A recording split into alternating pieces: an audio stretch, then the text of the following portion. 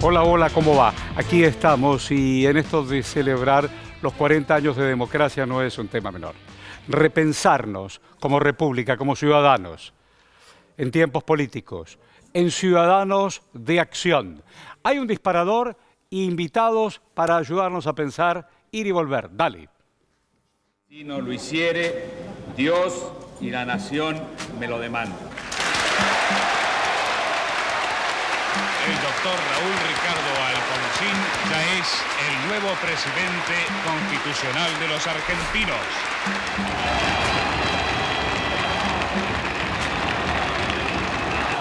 Iniciamos todos hoy una etapa nueva de la Argentina. Ustedes saben, sin duda, conocen que existen tensiones originadas o agudizadas por el proceso de las juntas militares. Se va a iniciar una etapa nueva de un juicio sin antecedentes en el mundo, de tal importancia que, de acuerdo a mi opinión, terminará con 50 años de frustración democrática y decadencia nacional. Señores jueces, quiero renunciar expresamente a toda pretensión de originalidad para cerrar esta requisitoria. Quiero utilizar una frase que no me pertenece, porque pertenece ya a todo el pueblo argentino. Señores jueces, nunca más. Silencio en la sala. Silencio. Condenando al teniente general Jorge Rafael Videla.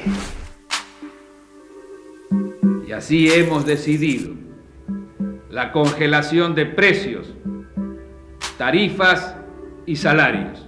La reforma monetaria que ponemos en marcha con la creación de un nuevo signo para la moneda argentina es el instrumento básico de permanencia de los bajos niveles inflacionarios.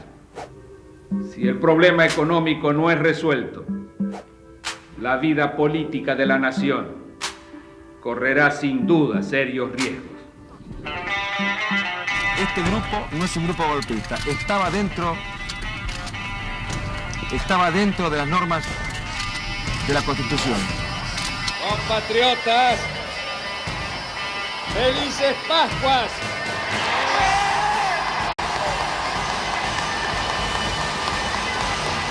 Los hombres amotinados han depuesto su actitud.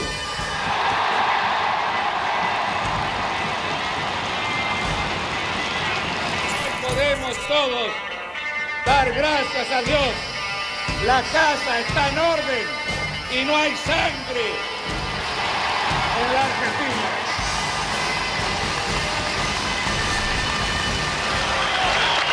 No creo realmente que sean productores agropecuarios los que tienen este comportamiento.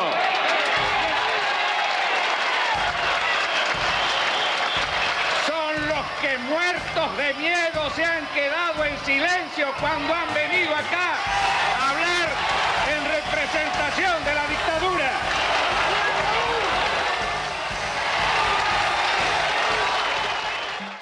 Estoy convencido de que el acontecer económico está demasiado influido por problemas políticos que generan comportamientos de naturaleza económica que en última instancia conspiran contra la estabilidad. Nadie más que yo ha de luchar por la democracia de los argentinos. No encontrará el señor presidente electo colaborador más decidido para allanarle el camino para su instauración, ni encontrará luego colaborador más decidido para la defensa de la democracia que el actual presidente.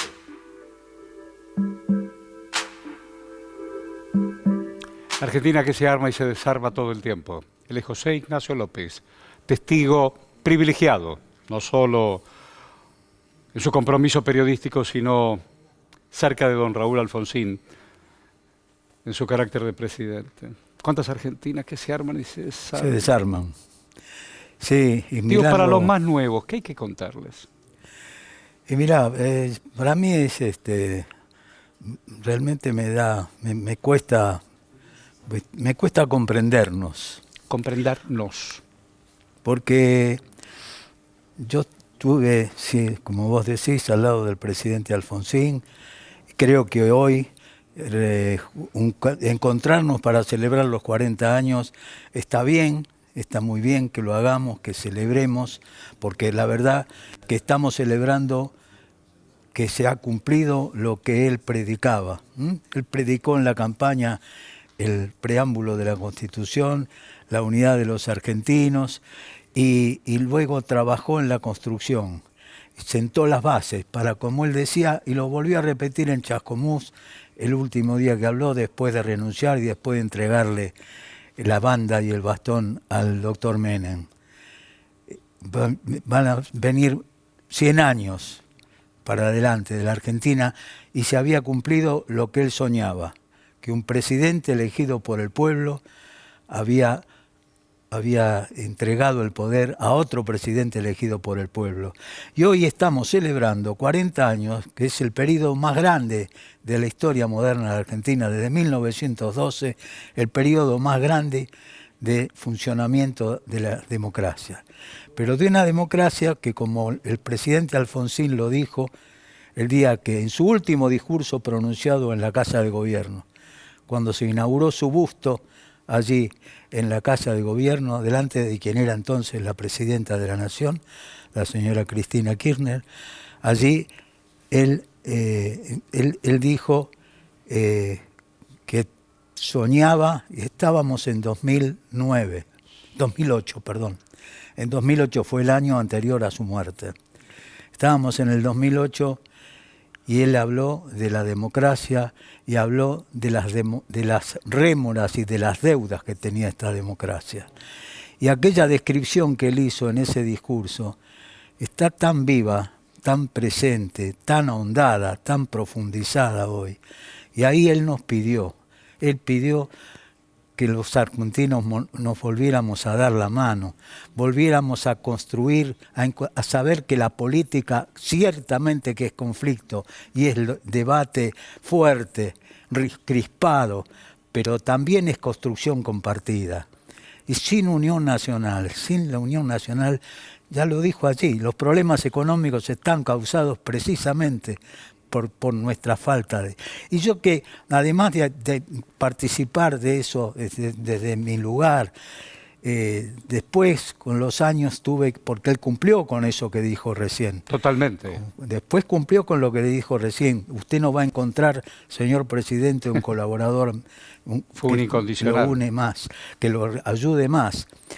Y Menem y Alfonsín después construyeron un pacto, un acuerdo, con el cual la reforma de la Constitución con mayor consenso de la historia de la Argentina. Así es. La reforma de la Constitución, y eso se consiguió en un clima de consenso, de búsqueda, de diálogo, de conversación.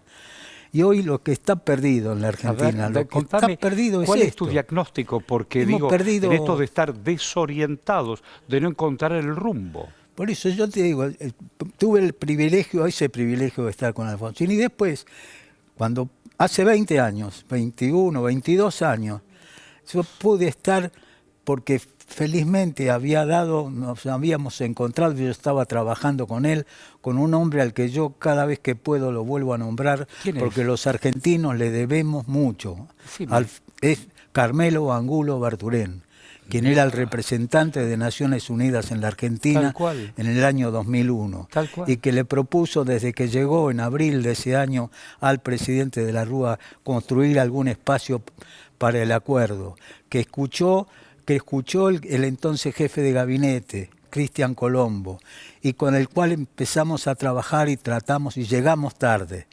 Llegamos en aquel 19 de diciembre, donde ya el caos, los saqueos, la bronca pudo más. Todo había desbordado. Y entonces a mí me cuesta que aquellos mismos dirigentes, que somos los mismos de hoy, somos los mismos, yo lo digo en plural, porque también creo que el periodismo tiene una responsabilidad. Total. Nosotros tendemos a mirar para el costado, a creer que nosotros no tenemos nada que ver, y nosotros tenemos mucho que ver, sobre todo los periodistas que tenemos responsabilidades de dirigentes, ¿no? Que somos unos cuantos. No estoy hablando ni del movilero ni de todos aquellos que quieren cumplir con su vocación hoy y tienen que trabajar en 3 lados o en 4. No, estoy hablando, todos sabemos de quiénes estamos hablando. Y todos tenemos que ver. Si nosotros, todos los mismos, pasamos en aquel momento, un momento en el cual realmente si no se hubiera producido ese acuerdo que hubo entre el presidente Alfonsín esa foto que nos y Duhalde. representa. Y Duhalde. Que el Duhalde es el que pide el 1 de enero del 2002 a la Iglesia y a Naciones Unidas que restituyan ese espacio de diálogo. Espacio de diálogo que nadie más podía convocar. Sí. Entonces hoy lo que a mí me resulta inexplicable es que no tenemos dirigencia, no tenemos líderes. Bueno, yo hoy hablaba ¿Qué otros datos necesitamos? No hay liderazgos. ¿Qué otros datos necesitan quienes tienen responsabilidad de dirigente para darse cuenta que hoy hay que sentarse juntos y ver cómo resolvemos este asunto? Tal cual. ¿Qué más necesitan? ¿Qué más necesitan? ¿Qué otra cosa necesitan? Necesitan que explote. ¿Que explote qué? Una que vez explotamos más. todo. ¿De qué hablamos? De una bomba como si fuera de otro lado. Y hablan de dinamitar una república. ¿De qué estamos hablando? Poco dolor hemos pasado, poco dolor. Entre otras cosas, entre tantas cosas buenas, vos fuiste vocero, fuiste la voz. Sí. Hoy en tu propia voz, en este mensaje de estos últimos minutos, y te agradecemos enormemente esta visita y la posibilidad de pensar juntos, ¿qué le dirías a miles que están mirando? Incluso a esos dirigentes. No, es que yo creo que es a esos dirigentes a los que hay que decirles realmente que están esperando. Yo creo que la mejor manera de celebrar estos 40 años, la mejor manera es que cada uno, la verdad que nosotros estamos acostumbrados a mirar el pasado, muy bien lo hiciste vos recién, pero a mirar el pasado nosotros estamos acostumbrados a mirarlo para encontrar las culpas del otro. Las culpas del yo otro. Yo la busco para encontrar tus culpas. Entonces yo no me cargo nada en mi mochila. Mi mochila está... Nada. Todas las cosas están... Yo digo, aceptemos esta idea. ¿Quién está? Yo les pregunto a los que pueden haber tenido algo que ver con este país, que no solamente somos los octogenarios, hay unos cuantos que llevamos tiempo, y de la dirigencia la mayoría, todos. ¿Quién no se siente que este no es el país que le quiere dejar a los hijos y a los nietos? ¿Quién no siente ese fracaso? ¿Cómo no se puede estar compungido siendo un argentino de esta generación? ¿Cómo no vamos a estar compungidos si no pudimos terminar en 40 años, terminar con todas esas deudas que hace desde el 2008 hasta hoy? El presidente que había contribuido a fundar con sus actitudes, con su decisión, acompañado por todo el pueblo y sentando algunos acontecimientos que son básicos, como fue el juicio a las juntas, como fue la construcción del Mercosur, como fue la paz con Chile. Ese presidente que tuvo que renunciar porque en la economía fracasó también, porque allí anunciaba cuando el dijo, plan austral. No quise, no pude, no supe. Exactamente. Cuando ese presidente en el 2008 nos decía, por favor, argentinos, volvamos a la unidad nacional, la política es construcción compartida. Yo creo que la mejor manera de celebrar los 40 años es, ¿qué estamos esperando? Te digo un montón de gracias, José Ignacio. Gracias, Nacho. Gracias. No, por favor, Horacio. Apenas otro disparador y vamos a seguir pensando la Argentina que nos importa. Dale. Sobre estas ruinas construiremos el hogar que nos merecemos. Sobre este país quebrado levantaremos una patria nueva para nosotros y para nuestros hijos. La Argentina no está bien. La Argentina está rota. En esta hora histórica comienza entre todos su reconstrucción. Yo le pedí al Altísimo la necesidad de soñar con este momento. Le pedí extender la mano abierta a mis adversarios antes que cerrar el puño frente a un enemigo. Hoy siento que aquel ruego comienza a cumplirse.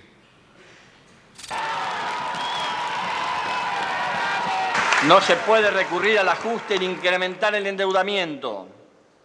No se puede volver a pagar deuda a costa del hambre y la exclusión de los argentinos. La inviabilidad de ese viejo modelo puede ser advertida hasta por los propios acreedores, que tienen que entender que solo podrán cobrar si a la Argentina le va bien. Formo parte de una generación diezmada, castigada con dolorosas ausencias. Me sumé a las luchas políticas creyendo en valores y convicciones a las que no pienso dejar en la puerta de entrada de la Casa Rosada. Vengo a proponerles un sueño. Quiero una Argentina unida, quiero una Argentina normal, quiero que seamos un país serio, pero además quiero un país más justo. Anhelo que por estos caminos se levante a la faz de la tierra una nueva y gloriosa nación, la nuestra. Muchas gracias. ¡Viva la patria!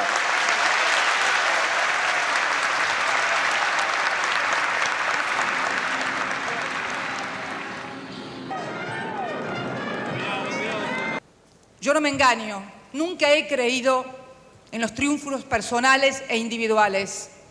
Descreo profundamente de ellos porque creo en las construcciones colectivas. Fue desde la política donde decidimos cancelar nuestras deudas con el Fondo Monetario Internacional precisamente para tener nuestro modelo de acumulación con autonomía razonable en un mundo globalizado. Y también de estos dos poderes, del Ejecutivo y del Poder Legislativo, saldamos una deuda que teníamos con los argentinos. Dar una Corte Suprema de Justicia a los argentinos que no los avergonzara. Nadie puede hacer las cosas en 2 o 3 años. Se trata entonces de poder sentar las bases de acumulación para que luego las elecciones democráticas que marca la Constitución no signifiquen que cada 4 años los argentinos cambiamos de modelo económico y en una política pendular terminamos frustrando todo.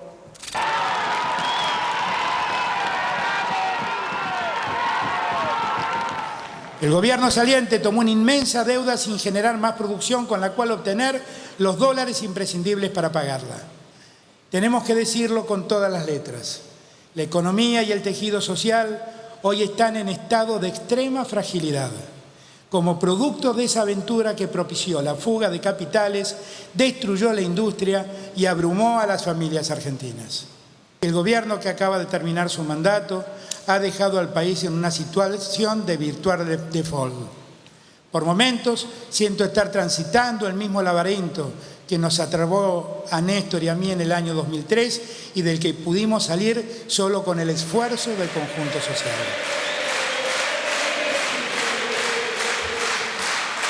La Argentina se arma y se desarma, se arma y se desarma. Ahí veíamos en el Zócalo los gobiernos peronistas. Jorge Bernetti, no solo periodista, sino un hombre que es un intelectual de la educación que nos va a ayudar a repensar.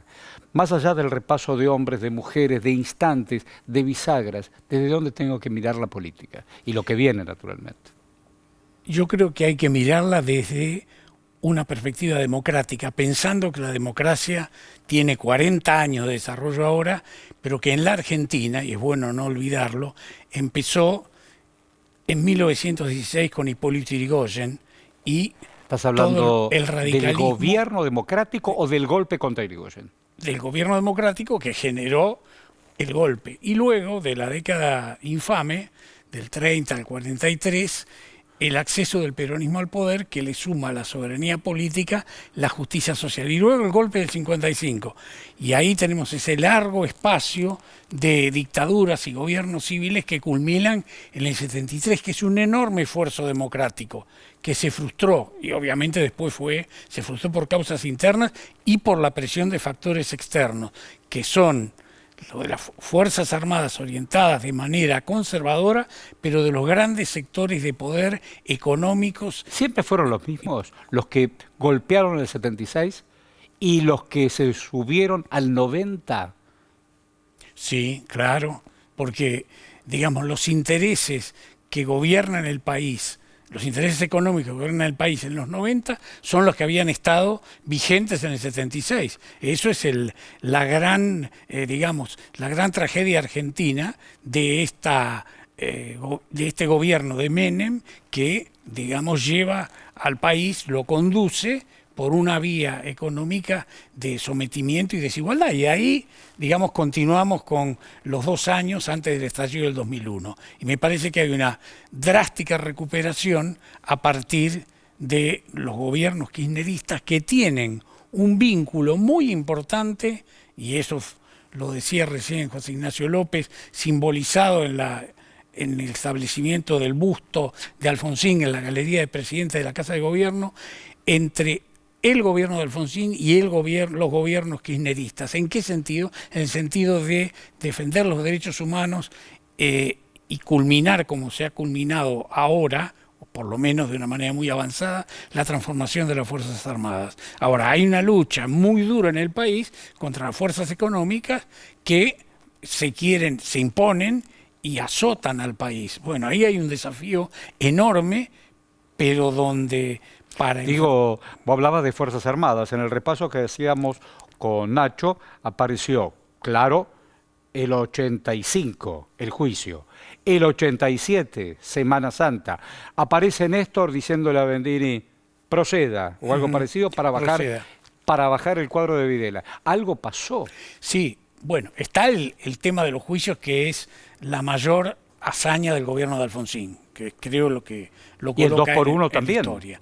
De Néstor, digo. Sí, y digo, la Semana Santa, la rebelión de Semana Santa y de los Cara Pintada fue un drama en el país muy difícil de resolver, pero que la democracia argentina lo pudo superar. Y creo que eso produjo, a través de la acción de los gobiernos, una transformación en las Fuerzas Armadas hoy, siendo que se han continuado los juicios a los violadores a derechos humanos y se ha planteado una reforma muy importante. ¿Qué pasa dentro de las Fuerzas Armadas? Bueno, por ejemplo, el lunes el ministro de Defensa, Jorge Tayana, encabezó el acto del Día del Ejército en el Colegio Militar de la Nación. ¿Cómo fue eso? ¿Y qué dijo?